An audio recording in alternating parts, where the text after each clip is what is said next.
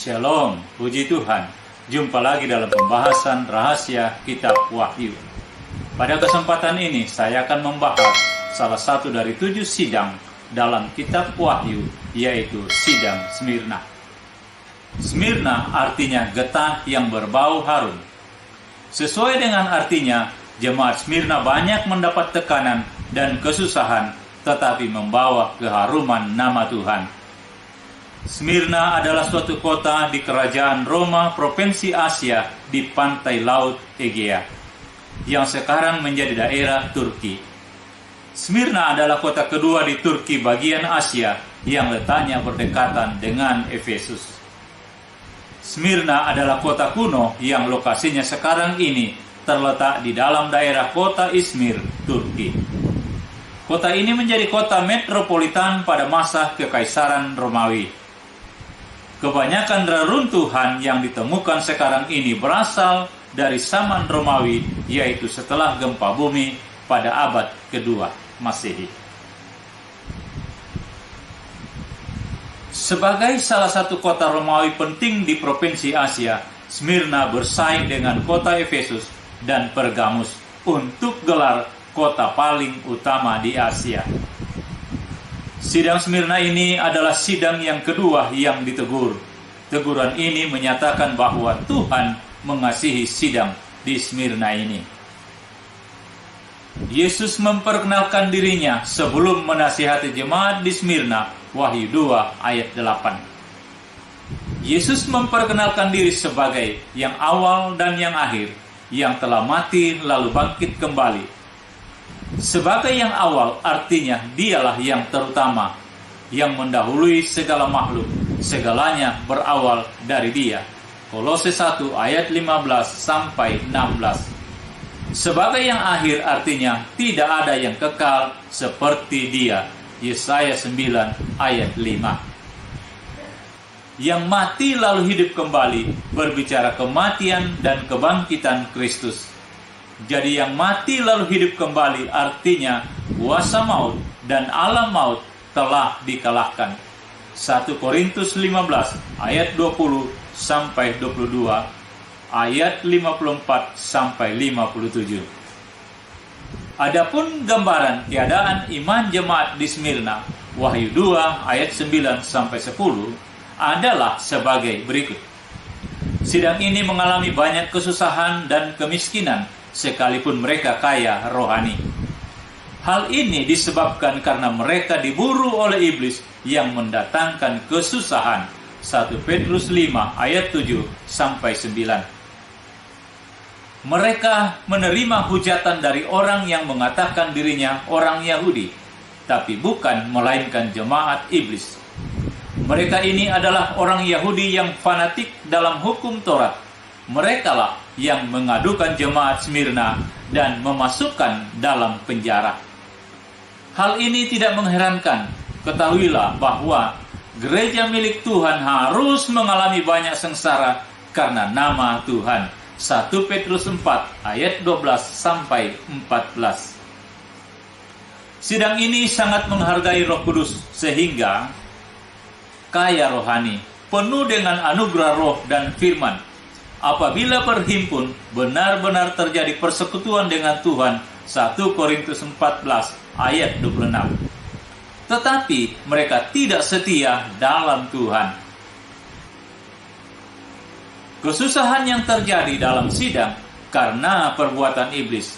Hal ini diizinkan Tuhan karena jemaat ini kaya rohani tetapi kurang setia. Tanpa kesetiaan tidak akan mendapat mahkota. Matius 24 ayat 13. Sekalipun penuh karunia roh, tapi tidak setia, maka akan sia-sia seperti 5 perempuan bodoh. Matius 25 ayat 1 sampai 13. Karena itu, berbahagialah jika kamu dianiaya karena nama Kristus. Matius 5 ayat 10 sampai 12. Tetaplah setia. Kesalahan jemaat Smyrna, Wahyu 2 ayat 9 sampai 10 adalah karena mereka membiarkan orang Yahudi yang masih mempertahankan Taurat bergabung dalam jemaat. Orang Yahudi ini tidak senang dengan pekerjaan roh. Mereka menyebar fitnah dan mengadukan jemaat, sehingga jemaat ditimpa kesusahan dan dipenjara 10 hari.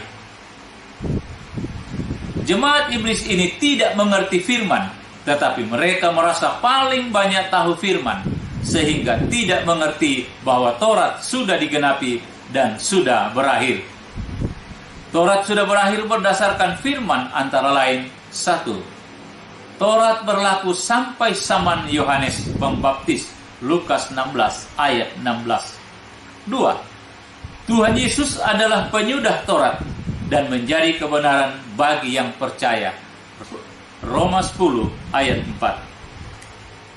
3. Hukum yang dahulu itu dibatalkan sebab lemah dan tiada berguna, karena hukum Taurat tiada membawa satupun kepada kesempurnaan, Ibrani 7 ayat 18 sampai 19.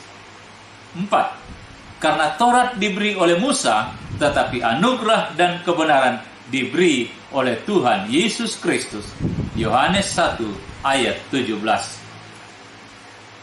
Adapun alasan mereka mempertahankan Taurat adalah sebagai berikut. 1. Ditulis oleh jari Allah, sebab itu kekal.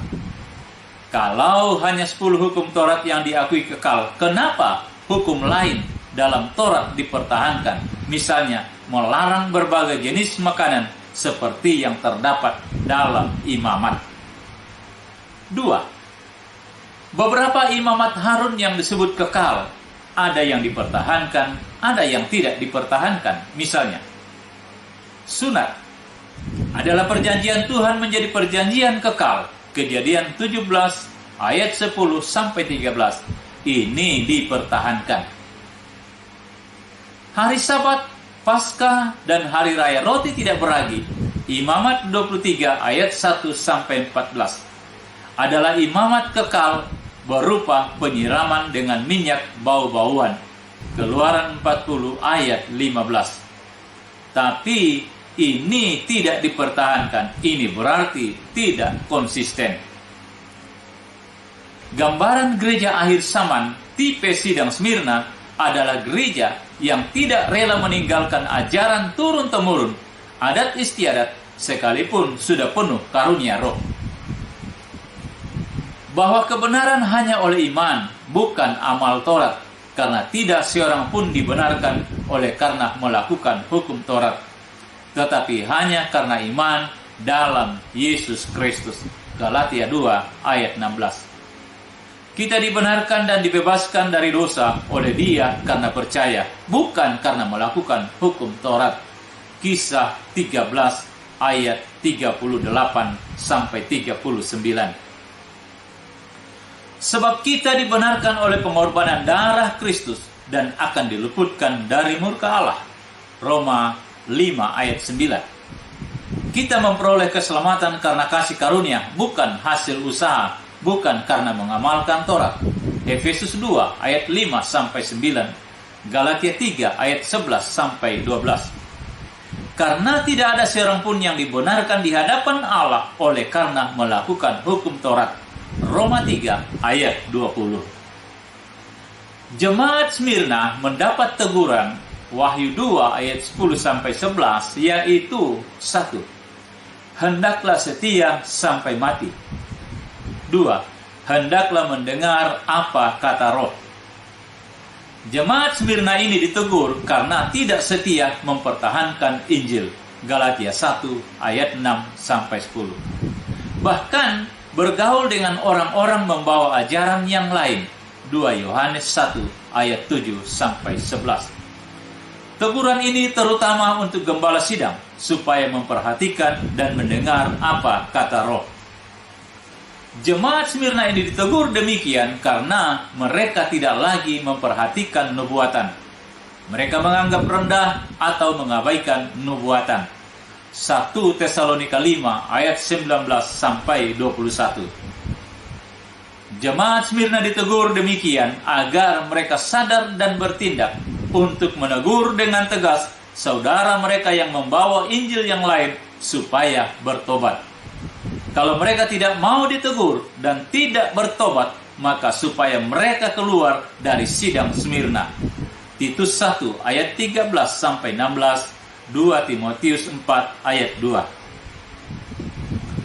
Tujuan teguran dan nasihat pada jemaat Smyrna, Wahyu 2 ayat 10 sampai 11 adalah: apabila mereka menerima teguran dan memperbaiki yang salah serta memberi diri dipimpin oleh Roh, maka mereka akan memperoleh kebangkitan pertama pada kebangkitan orang mati dan memerintah dengan Kristus dalam kerajaan 1000 tahun.